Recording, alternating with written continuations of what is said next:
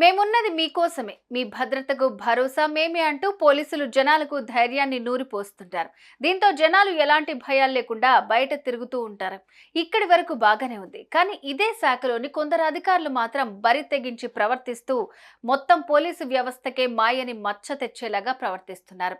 Illegal వ్యవహారాలు, అక్రమ సంబంధాలు, లంచాలు తీసుకుంటూ ఇలా చెయ్యకూడని దారుణాలు చేస్తూ పోలీస్ శాఖ పరువును బజారుకీడుస్తున్నారు. తాజాగా కొందరు పోలీసులు కూడా ఇలాగే బరి తెగించారు.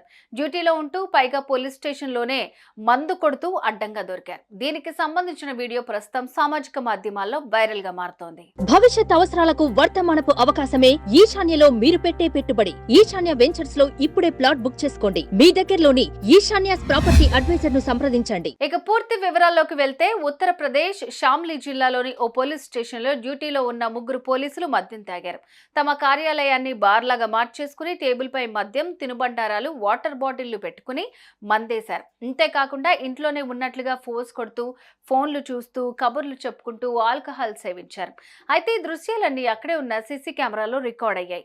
ఇదే వీడియోను కొందరు సోషల్ మీడియాలో పోస్ట్ చేయడంతో కాస్త వైరల్ గా మారుతున్నాయి. దీన్ని చూసిన కొందరు నెటిజన్స్ ఇలాంటి పోలీసులపై కఠిన చర్యలు తీసుకోవాలని డిమాండ్ చేస్తున్నారు.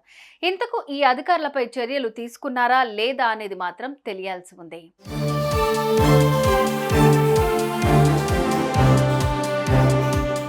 చూసారుగా, ఈ పోలీసులు బిందాస్గా స్టేషన్లోనే ఎలా మందు కొట్టారో.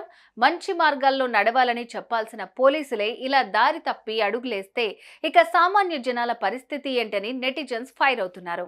సుమన్ టీవీలో మీ పర్సనల్ అండ్ బిజినెస్ ప్రమోషన్స్ కోసం కింది నెంబర్కి కాంటాక్ట్ చేయండి.